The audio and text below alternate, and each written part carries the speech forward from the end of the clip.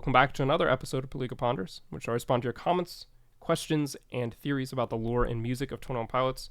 Questions relating to my own comments, questions, and theories about the music and lore of 21 Pilots. As always, if you would like your comment to be featured in the next episode, just comment something you find interesting down below. Feel free to flag it as Perligo Ponders if you'd like, but I don't just pull from comments with that flag. I just pull comments that are interesting to me and that I want to include. Starting off with a question from Spotify, from this guy named Eustace, who we featured in a couple of episodes at this point. He writes, "Thanks for answering my previous question. In City Walls, Clancy says, warpath etched on the surface, and in Dragpath, he says, dragpath etched in the surface. These two lines are oddly similar. How do they fit together?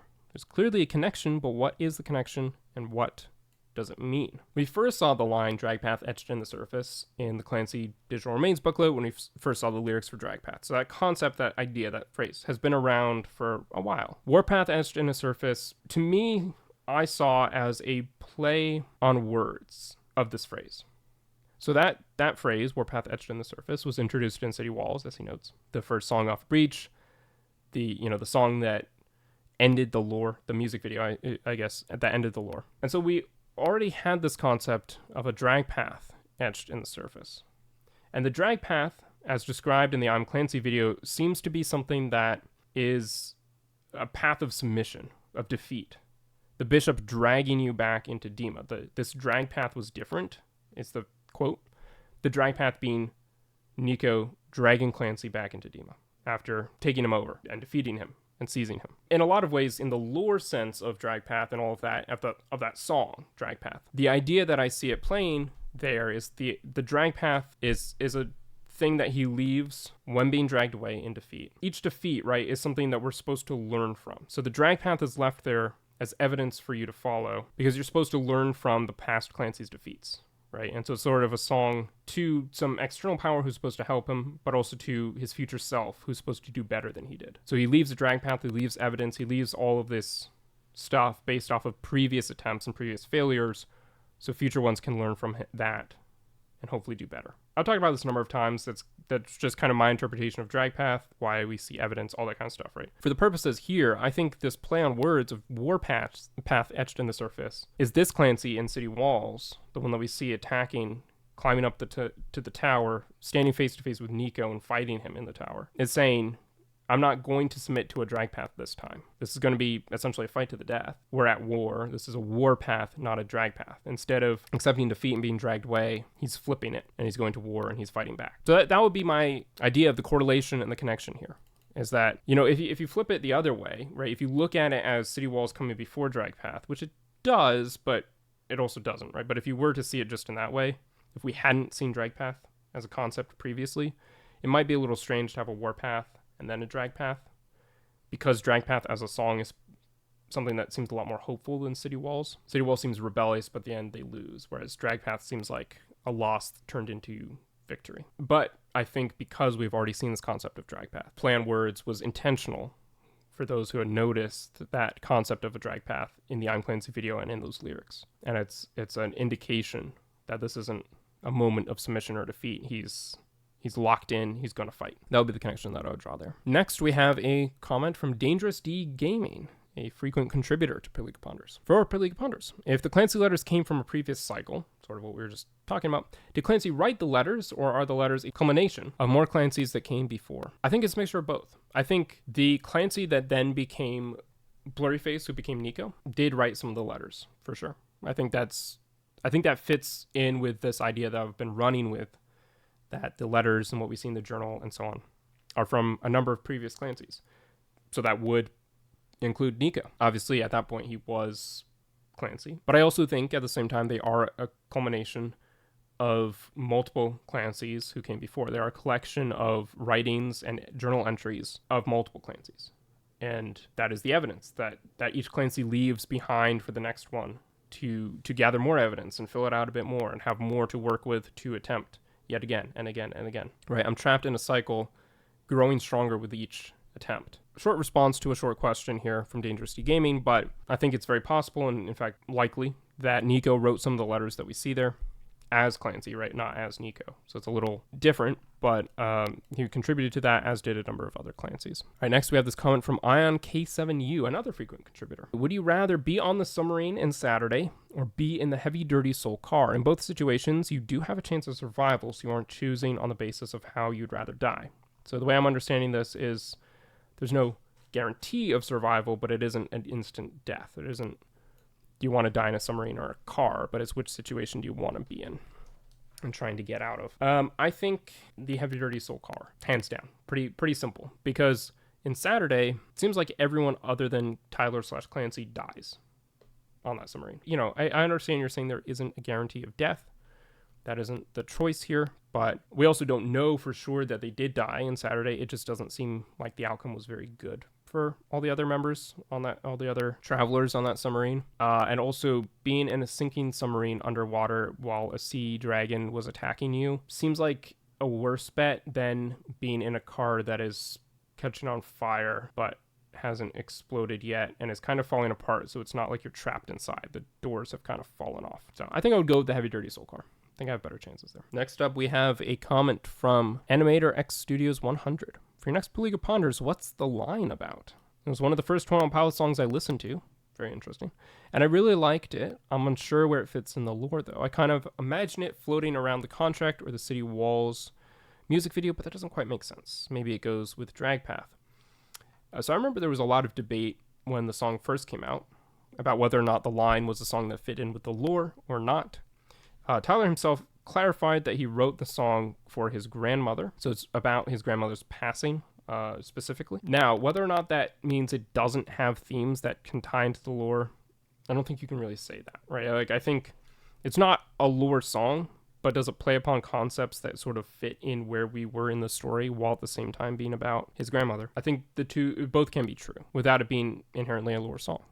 So where it fits in the lore, I think, is a little hard to say. But again, I mean, I think the reason why it straddles both worlds so perfectly is because it plays upon this idea of death and being defeated by death, right? My body's on the line now. I can't fight this time. That isn't necessarily Tyler saying his grandmother lost a fight because she passed away. I don't think that's really the claim he's trying to make with that song. It was sort of like a sentiment he was experiencing or projecting onto her, I suppose, in that moment. Is kind of my interpretation. And so because of that idea of giving up and succumbing to what it is that you're facing and sort of the concerns and the anxieties that come with doing that, wrestling with that decision, whether it's facing death at the end of your life or facing an enemy who sort of represents death, succumbing to your struggles and all your fears, right? All of that kind of stuff. I think there's a lot of overlap between those sentiments. And I think that's why it's so easy to read the line into what we see happening with Clancy in the lore. And again, I mean, there's so many lyrics in that song that you can map onto the story. Please don't let them see me. I'm sure there's nothing left, right? Like this idea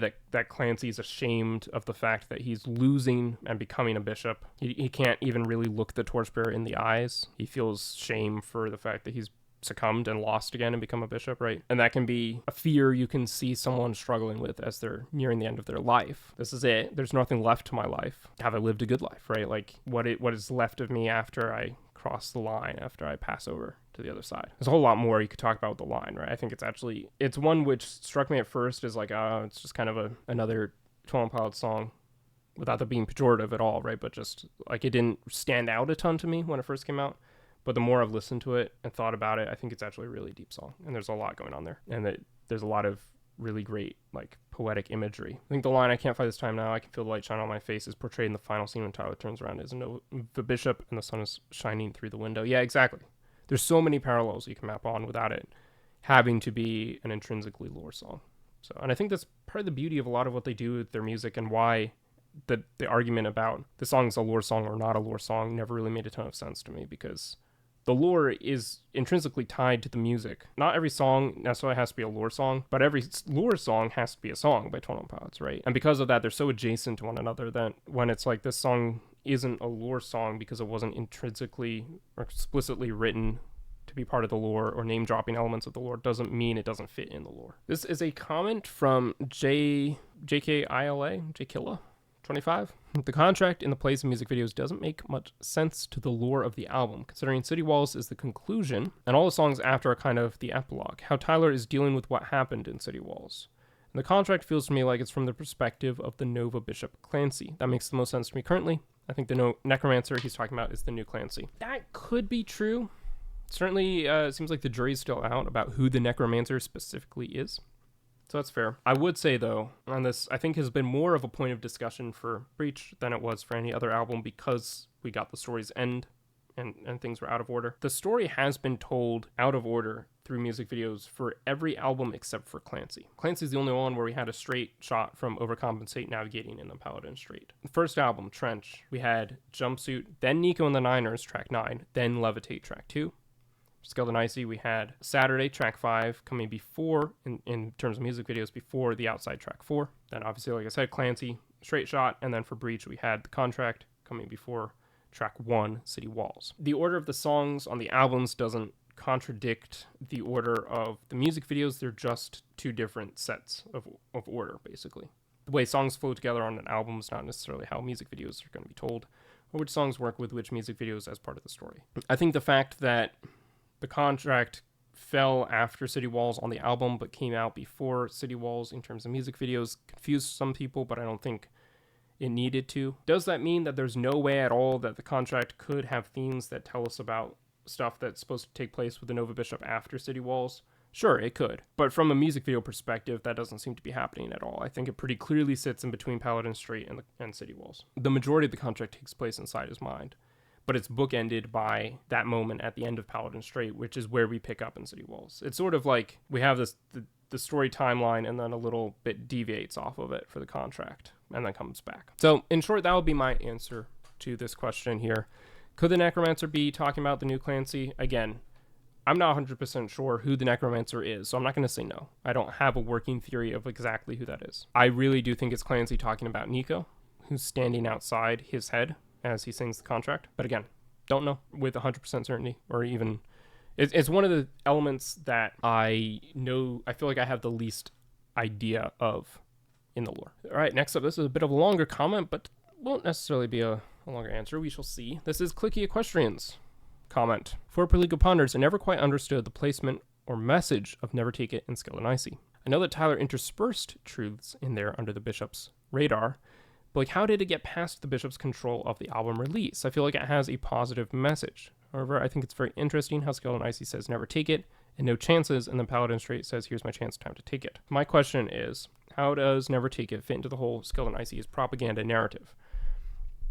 This is a very good question, and I think it's one that is important to understand in order to understand what happened with the album Skilled and Icy. While Clancy wrote Never Take It, and you could say he kind of hoodwinked the Bishops here, they were being a little dumb, right? But at the same time, I think it's something that they saw as a propaganda piece, and I'll explain in a minute why. But like, it didn't sneak by the propaganda message, it was part of the propaganda message, I guess is what I'm trying to say. Clancy wrote that with the idea behind his writing of it that he didn't want, that we're not going to be divided. We're going to stand strong. We're going to stand together against this enemy, the Bishops. They profit from us being divided and turned against each other.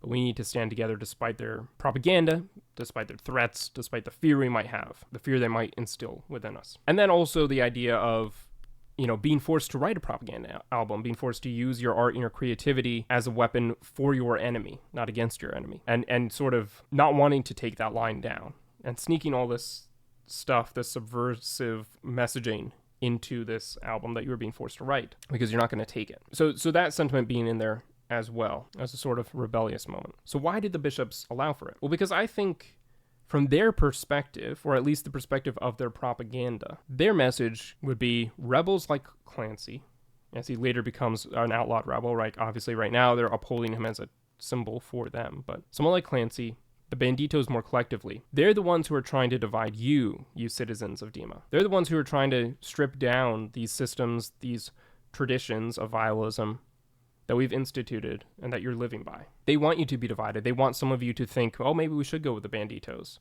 and rebel against the Bishops, while others are loyalists to the Bishops and say, no, you should stay, follow the religion of vialism. The message that the Bishops are putting out through Never Take It, is that the banditos are the one coming in with these stories of the beyond and trying to divide you, feed you this lie that you need to escape and get out into the wilderness, right?